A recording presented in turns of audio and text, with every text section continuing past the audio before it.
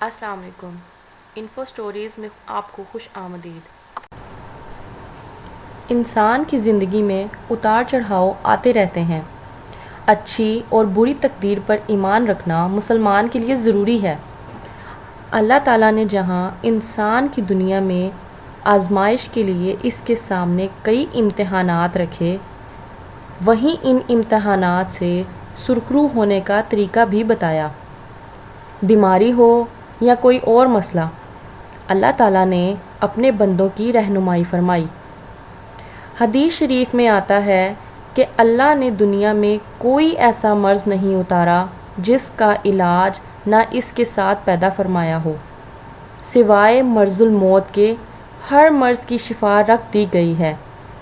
ہمارا روزمرہ میں اتار چڑھاؤ تو معمول کا حصہ ہے۔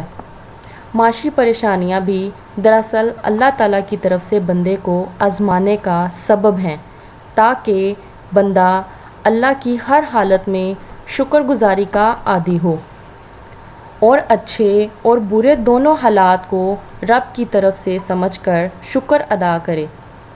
اللہ تعالیٰ کے 99 اسم مبارک ہیں اور ہر اسم مبارک اپنے اندر الگ تاثیر کا حامل ہے۔